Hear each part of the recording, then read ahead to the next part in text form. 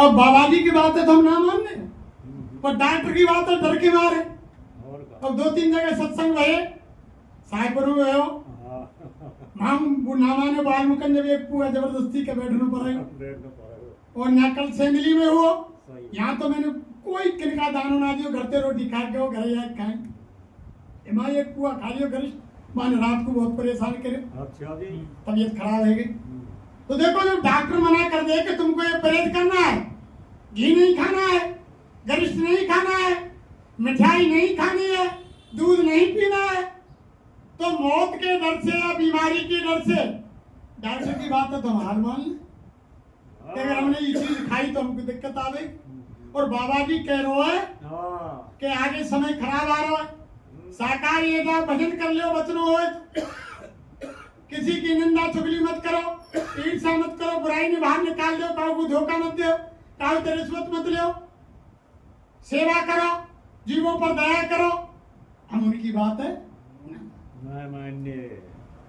अरे देखो प्रेमियों, जिन घरों में माता बहन देवियां रोजाना गाय को रोटी देती हैं, अब्बा गाय मालूम पड़ गई कि यहाँ घर में वो रोटी मिले सुबह से, तो वो गाय भाई घर में आ जाए कि ये मेरा मालिक है, ये मेरे काली रोटी दी। और स्वामी जी महाराज ने सब कुछ धन वैभव, ये शरीर, मकान, जायदाद, गाड़ी, घोड़ा, बंगला सब कुछ दे रहा। क्यों? हम स्वामी जी के बाद सत्संग में जावे थे, एक गाय जान रही है कि मेरे मालिक यहाँ से रोटी मिले सुबह से, मैं सुबह शाम पहुंच जाएगी। और हमारे लिए सारा चीज दे रखी है स्वामी जी। और जब हम फिर ना चाहते कि सत्संग में हमने चलना कि हमारे मालिक की याद वहाँ होगी, मालिक की चर्चा हमारे की वहाँ होगी, मालिक की बात सुनने को हमको वहाँ मिलेंगी कि भैया हमको टेम ही ना है, खेत में दवाई देनी है। तो बताओ कैसे काम बनेगा? कैसे बनेगा? और की बात तो मान रहे, गुरु महाराज की बात को नहीं मान रहे। क्यों मान रहे? डर के कारण। फिर भी कितने दयालु है। गुरु में गुनहगारियत भारी, गुरु में गुनहगारियत भारी, काम क्रोध छल चतुराई, इन संग मेरी यारी रे, गुरु में गुनहगारियत भारी रे। हम इनके संग यारी कर रहे हैं, फिर भी कितने दयालु है। जब जब चोट परी दुखन की, और डर डर के भजन कियारी, गुरु में गुनहगारियत भारी। जब दुखन की चोट पड़े ना, आपने ना देखो जब कोरोना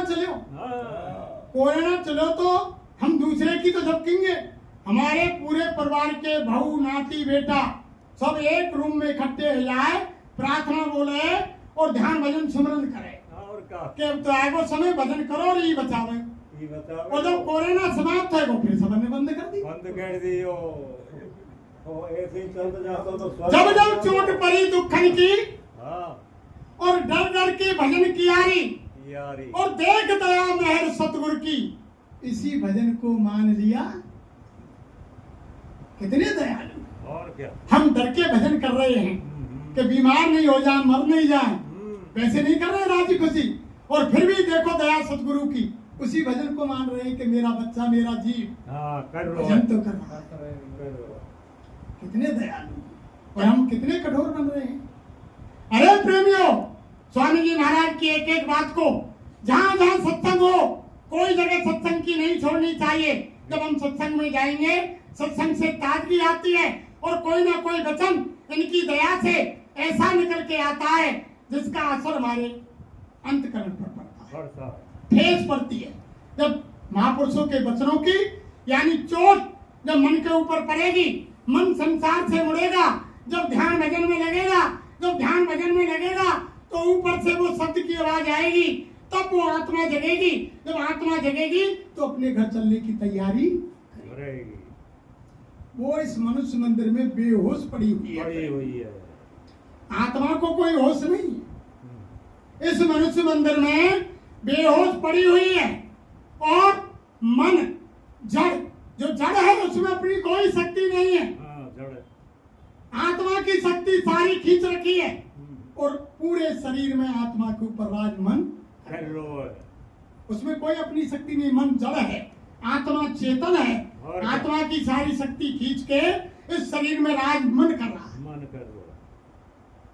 और तभी तो महात्माओं ने कहा कि सतगुरु कहे करो तुम सोई और मन के कहे चलो मत कोई। और हम तुम क्या कर रहे हैं कि सुनो सबकी और करो मन की। मन ये राजा मानने। और इसलिए गुरु महाराज कह रहे हैं कि मन की मानोगे, मन की मानोगे तो बहुत पछताओगे, इसकी मानोगे तो पछताओगे, 84 में जाना पड़ेगा। और ये राज कर रहा है उसमें शरीर के अंदर। आत्मा तो ऐसे बेहोश है प्रेमियों, जैसे एक पेड़ के ऊपर अमरबेल छा जाती है ना, अमरबेल देखिए ना आपने, उसमें कोई जड़ नहीं होती है, वो पेड़ के ऊपर छाती है, उसमें कोई अपनी शक्ति नहीं होती है। पेड़ की शक्ति है खींचे, और पेड़ हरे पेड़ सुखा दे, पत्ता पत्ता में सुखा दे और आग खुद हरी बनी रही। ऐसे ही ये अमरबेल की तरह ये मन है, ये जड़ है, इसमें अपनी कोई शक्ति नहीं है। आत्मा की सारी शक्ति शोषण करके और शरीर में राज कर रहा है। आत्मा बेहोश पड़ी हुई है, लेकिन आत्मा को होश तब आएगा जब महापुरुषों के वचन जब सुनने को मिलेंगे, जब मन के ऊपर उनकी चोट पड़ेगी, मन भय के कारण संसार से मुड़ करके ध्यान भजन स्मरण पर बैठेगा। जब ध्यान भजन स्मरण करोगे, जब वो आसमानी आवाज, वो कलमा आयतें, वो अनंत वाणी, वो शब्द वाणी, वो वेद वाणी, जब वो आवाज आएगी तब जीवात्मा के अंदर पड़ेगी, तब वो होश। ऐसे होश नहीं करेगी, मन उसको होश आने नहीं देगा। जब जब आत्मा होश में आती है, जैसे कोई इंसान होता है, कोई कैद कर लेता है, कोई चोर डकैत किसी इंसान को कैद करके ले जाता है, उसको नशा का इंजेक्शन दे देता है, और जब वो होश में आता है, कब होश में आ गया, फिर इंजेक्शन मार दिया, फिर भी होश कर दिया। ऐसे ही आत्मा को मन होश आने नहीं देता। जब जब आत्मा होश करने की तैयारी करती है, तभी तभी संसार के विकारों में उसको फंसा देता है। इसलिए सत्संग जल जो कोई पावे और मैलाई सब कटकट। इसलिए देखो प्रेमियों, असली बात है महापुरुषों के वचन जहां कहीं भी आपको सुनने को मिले, वचनों को सुनो, लेकिन चर्चा केवल गुरु महाराज की। भाई अबाल कोई वो रामायण में लिखी है ना कि मुहे न नार नार के रूपा, पन्नगार ये रीत अनुपा। औरतें देख के औरत मोहित नहीं होगी। हमारी औरत का दूसरी औरत की बड़ाई करेगी तो बाकी एकदम बहुत जोड़ते अंदर से जलन होगी। ऐसे ही अगर गुरु महाराज के सामने आप और किसी की प्रशंसा करोगे, अरे हमारा पति तो ये है ना,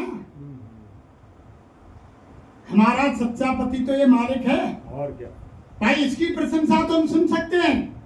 अगर किसी पराये पुरुष की कोई प्रशंसा करे तो वो हमें जो पतिव्रता औरत होगी उसको अच्छी लगेगी? नहीं लगेगी, कदापि नहीं लगेगी। वो सपने में भी यानी पर पुरुष की बात को नहीं सुनेगी, नहीं सुनेगी। साथ तो क्या चला है। ऐसे ही हम आप अगर यानी एक गुरु के शिष्य हैं, एक मालिक के बंदे हैं, बने तो सतगुरु से बने,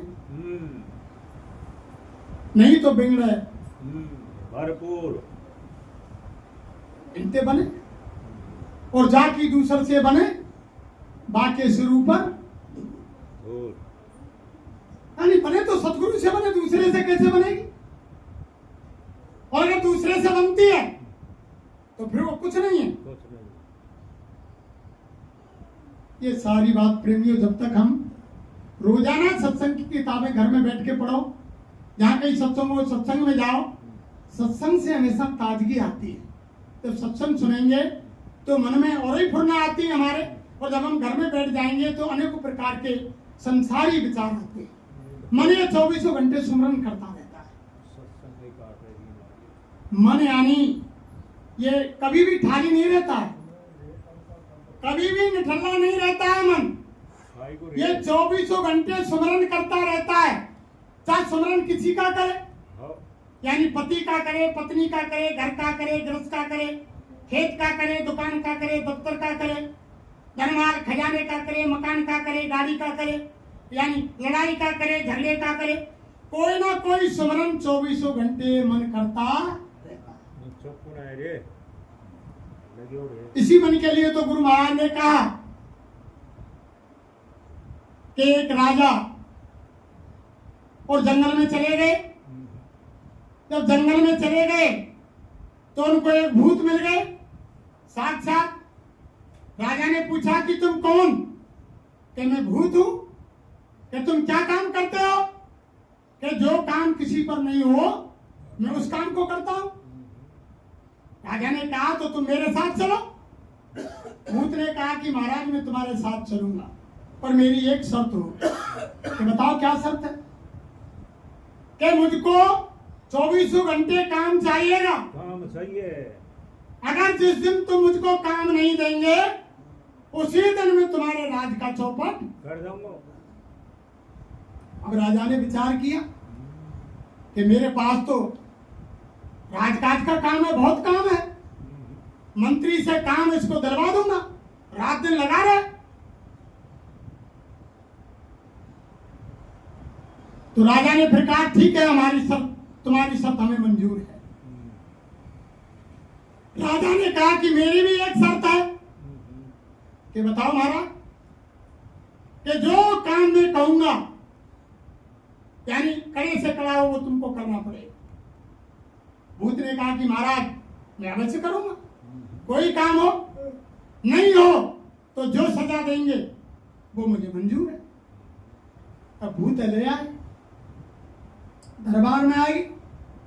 अब मंत्री थे, बोले, मंत्री ने कही कि महाराज ये कौन है? अरे के मंत्री बोले भूत है, भूत जो रात दिन तुम लगे रहते हो, काम राजकाज का संपट में नहीं आता है, जल्दी बनाओ पर्चा, क्या काम करवाना है? ये करेगा। अब उन्होंने फटाफट लिख करके पर्चा तैयार किया। उन्होंने कहा कि महाराज ये 1 महीने का काम है, इनको दे दो। जब भूत को काम दिया गया प्रेमियों, 1 महीने का काम 1 दिन में सारा कर दियो, 1 दिन में निपटा दिया। फिर राजा के पास आकर के खड़ा हो गया कि महाराज काम दो मुझे, नहीं राज का चौपट करूं। अब राजा ने फिर मंत्री से कही कि अरे मंत्री वो काम निकालो। फिर काम दिया, यानी जो साल भर का काम था वो सारा 10 दिन के अंदर फ्री कर दियो, सारा राजकाज का काम खत्म। फिर राजा के पास आ गए। राजा से कहा कि महाराज काम दो, नहीं मैं चौपट करूं, मैं वचन से खाली नहीं जाऊंगा। अब राजा ने कहा अब क्या किया जाए? अब उनको याद आई, अरे के जंगल में एक महात्मा रहते हैं हमारे गुरु, उनके पास चला जाए, उनसे पूछा जाए। अब काम खत्म हो गया है तो राज का चौपट कर देगा।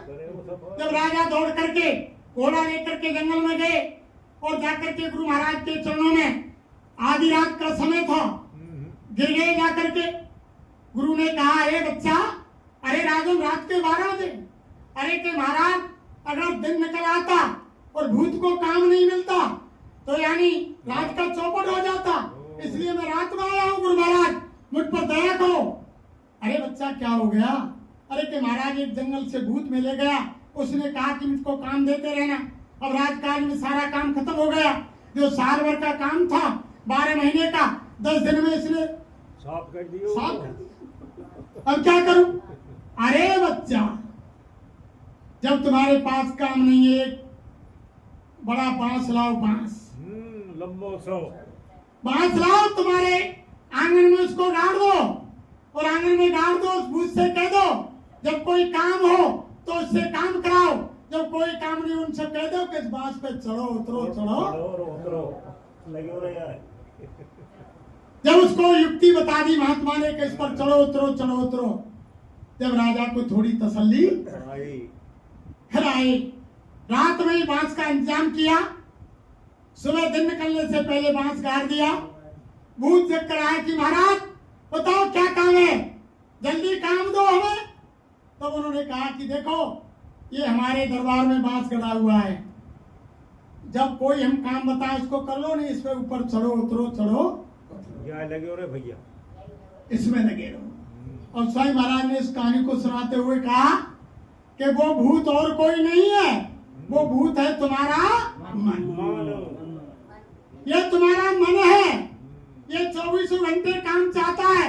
जब तुम इसको काम नहीं देंगे तो ये तुम्हारे ऊपर हावी हो जाएगा और फिर ये शैतानी करेगा, तुम्हारा चौपट उड़ाने का काम करेगा।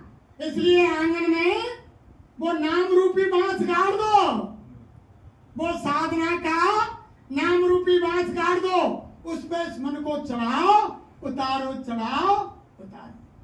गुरु महाराज ने कहा इसको लगा दो। अभी अब भूत ये उतार दे भैया मन की पहले यहाँ इसको घेर घार के लाओ। स्वामी महाराज ने कहा कि मन जाता है उसको बार बार घेरो, लाओ रोको और फिर लगाओ। कब तक जाएगा? फिर संतों ने तो ये कह दिया कि मन जाए तो जान दो, और दृढ़ कर राख शरीर, उतरे हुए कमान से कमो न चाले। जब कोई बुरा कर्म करने की मन ठान रहा है कि मुझे चोरी करनी है, किसी का खेत काटना है, किसी का कत्ल करना है, किसी की हत्या करनी है, जब मन ठान रहा है तो मन को जाने दो, कह दो जा भैया, शरीर से उठ करके कोई गलत काम नहीं। जब तुम शरीर से उठकर जाओगे तो ये गलत काम करेगा।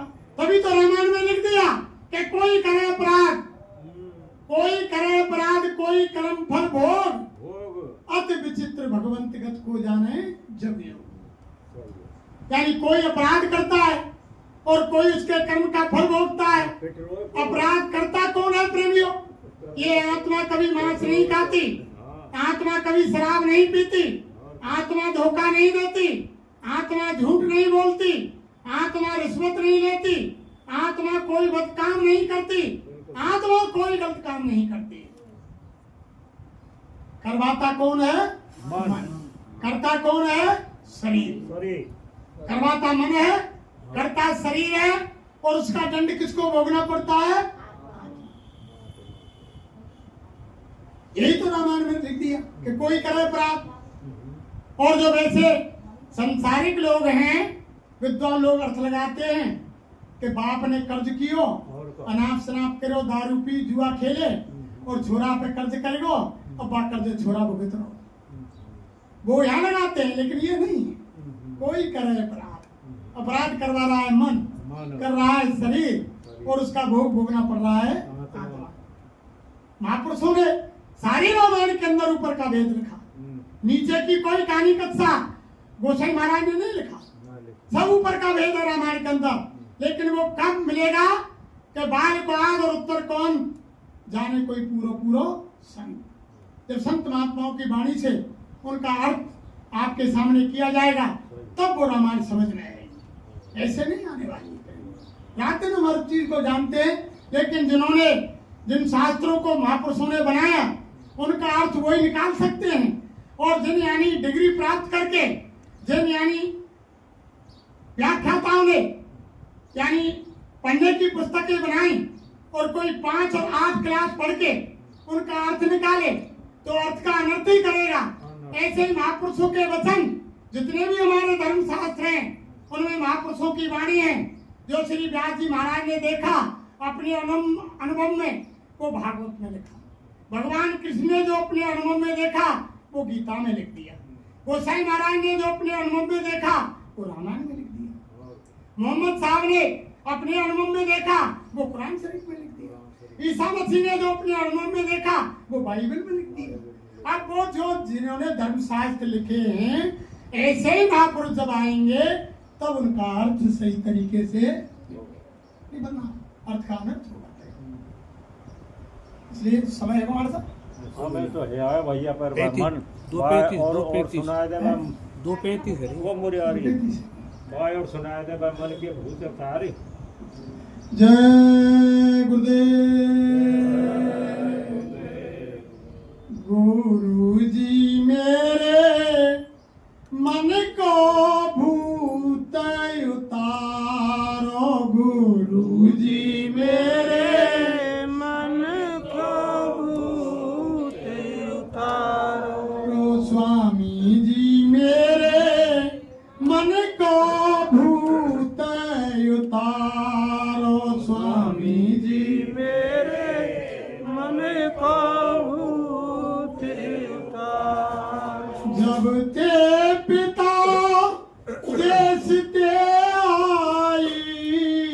सबसे पिता देश दे आई, लायो ज्योति ब्रह्म लिवाई, लायो ज्योति ब्रह्म लिवाई, झूठो देश हमारो गुरुजी मेरे मन को भूत उतारो, झूठो जो देश हमारो गुरुजी मेरे मन को भूत उतारो, त्रिकुटी धाम गैल में पायो, त्रिकुटी कुटी धाम जल में पायो, मनुआ संग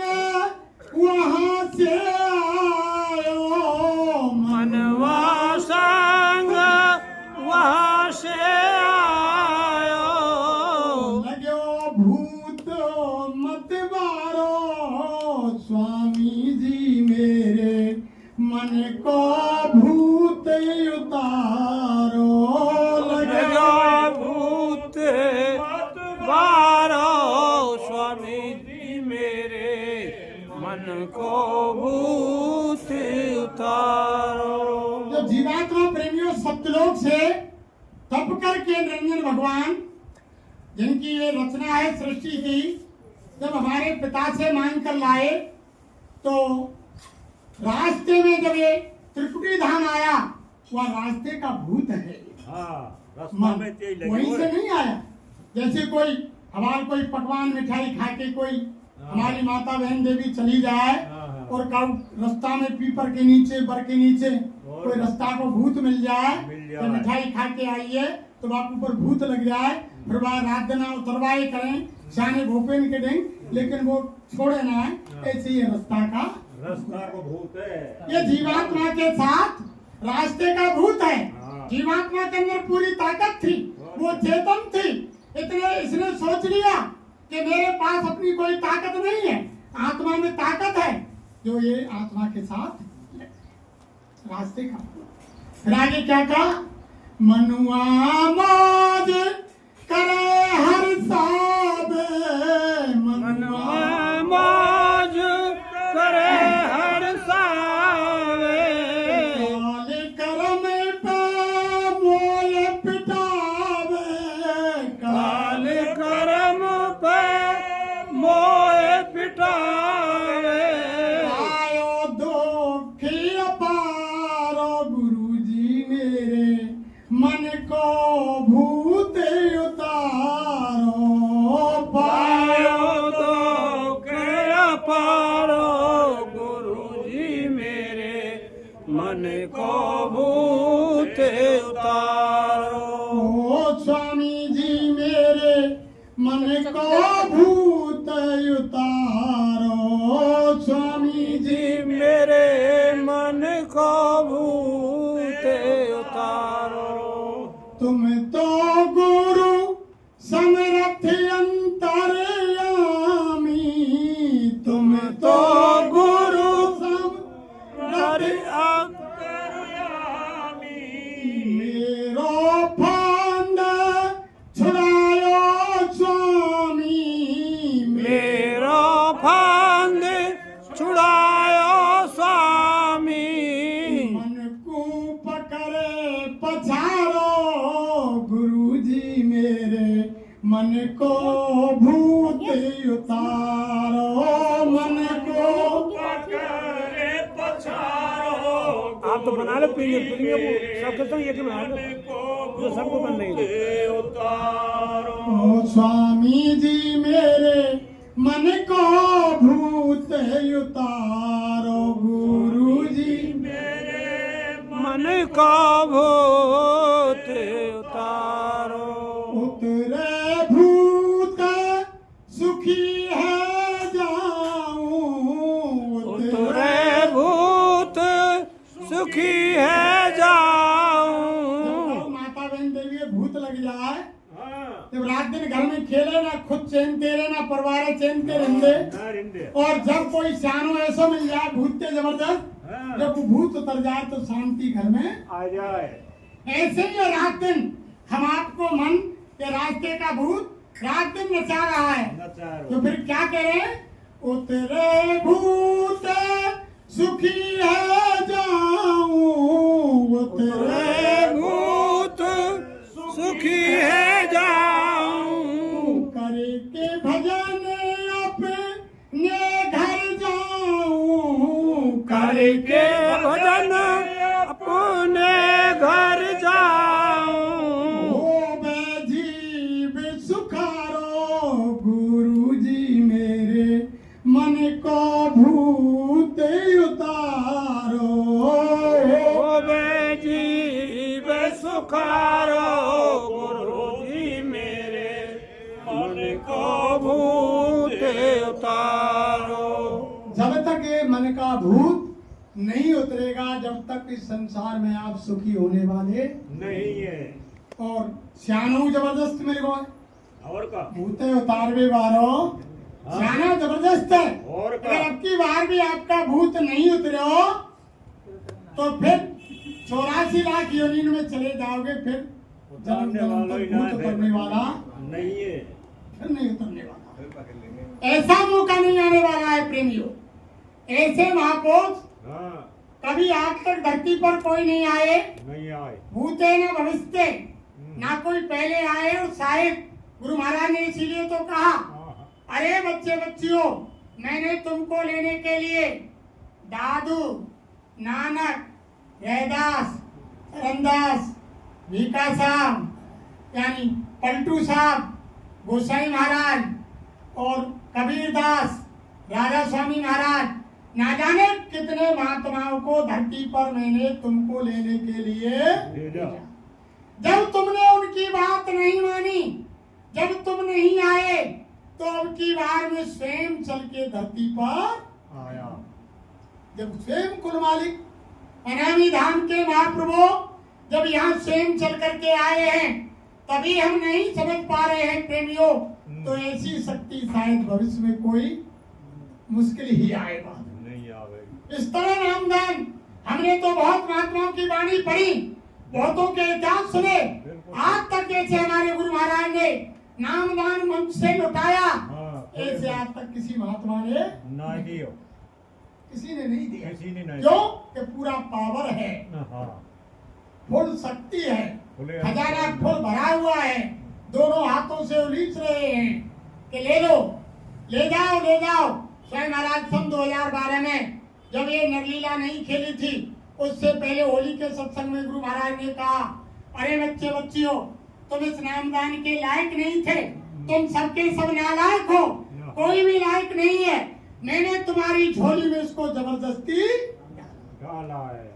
स्वयं महाराज ने कहा कि जबरदस्ती डाला, तुम सबके सब कपूत हो, एक भी सबूत नहीं है।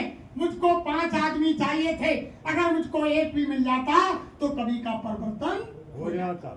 ये गुरु महाराज के वचन 2012 होली के कार्यक्रम सब कैसा भी बात बोल। ये हमारे सामने गुरु महाराज बोले कि तुम सब नालायक हो, मुझे 5 चाहिए थे, मुझको एक नहीं मिला, अगर एक मिल जाता तो कभी का परिवर्तन हो जाता। तो कहाँ से मिल गए फिर? तो गुरु महाराज नहीं कर रहे हैं 2012 में कि आपको आगे नामदान नहीं मिलेगा, आपको आगे सत्संग नहीं मिलेगा, बच्चा मेरे सामने कर लो, जो तुम कुछ करना है मेरे सामने कर लो।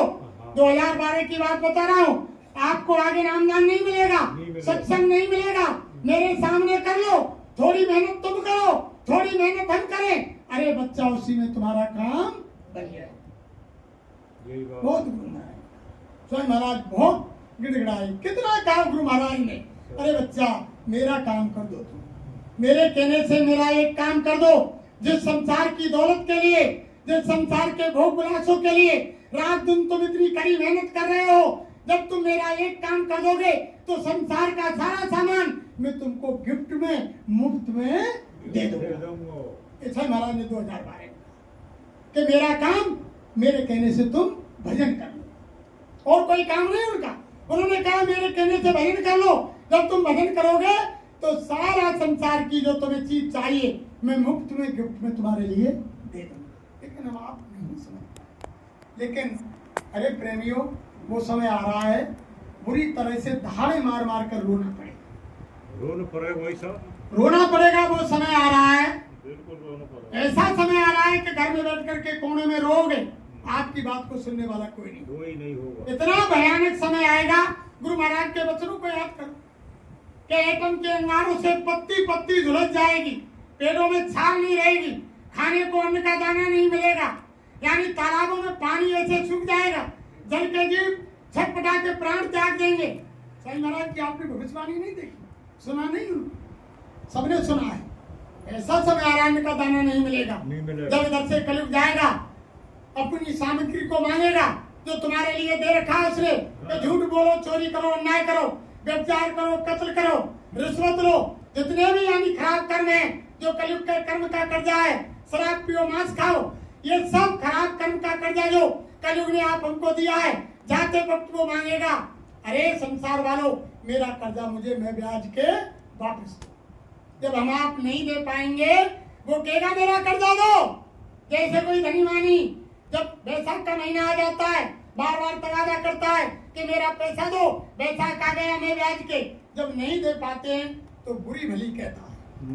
ऐसे ही जब हम कर्जा नहीं दे पाएंगे तो वो गुस्सा में आकर के प्रेमियों, गुरु महाराज ने क्या कहा, अरे बच्चा, वो एक थप्पड़ मारेगा, एक थप्पड़ में 20 करोड़ लोग धराशायी हो जाएंगे, मात्र एक थप्पड़। फिर गुरु महाराज बोले इधर से कलयुग जाएगा। सही महाराज बोले, अरे बच्चा, जब कलयुग कर्जा मांगेगा, क्या सतयुग चुपचाप आकर बैठ जाएगा? सतयुग भी ढोल लगाना बजाता हुआ, सतयुग भी अपनी जोरदारी से ढोल लगाना पीटता हुआ आएगा। जब इधर से कलयुग जाएगा, उधर से सतयुग आएगा, जब दोनों की टक्कर होगी, जो लोग बीच में आ जाएंगे उनका बच्चा कचूमर निकल जाए वो, जो दोनों के बीच में आ जाएंगे। तभी तो कबीर साहब ने कहा कि चलती चाकी देखकर और दिया कबीरा रोए, और इन दो पाटों के बीच में साबित बचाना होए।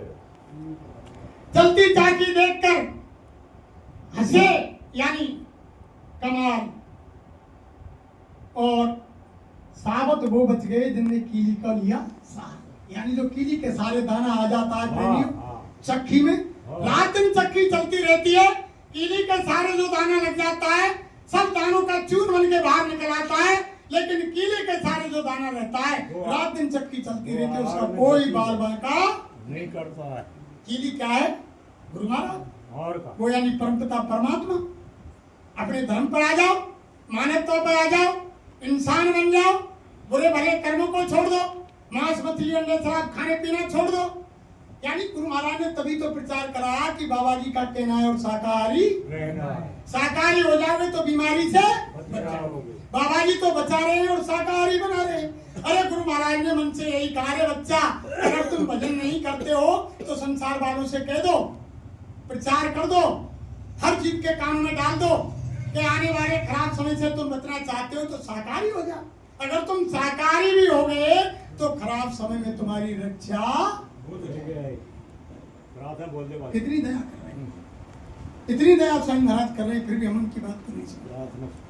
तो धर्म प्रेमियों, अगर कोई कहने सुनने में अपशब्द निकला हो, किसी भाई बहन के हृदय में ठेस पहुंची हो, आंगन के बच्चे हैं, माफ करें। और हम पहले बता देते हैं कि ना कोई हम संत है, ना महात्मा है, ना हम कोई ज्ञानी है, ना विज्ञानी है, ना हम कोई विद्वान है, ना हम कोई वक्ता है। हम तो हमारे गुरु महाराज के एक सेवक हैं, इनके पाती दूत हैं, इनके नाई हैं। जैसे जमींदार की चिट्ठी लेकर कोई नाई जाता है और वो जगह जगह निमंत्रण देता है, ऐसे हम गुरु महाराज के नाई हैं। इन्होंने आदेश दिया कि मेरा संदेश गांव नगर झोपड़ी कस्बा झुग्गी ढानी ढानी में जाकर सुना दो, आने वाले खराब समय में बच्चा कोई ये ना कहे कि हमने बाबा जी का संदेश नहीं सुना। अगर हम भी सुन लेते तो हम भी शाकाहारी। इसलिए बाबा जय गुरुदेव जी की अर्जी है और आगे आपकी मर्जी है। जय गुरुदेव।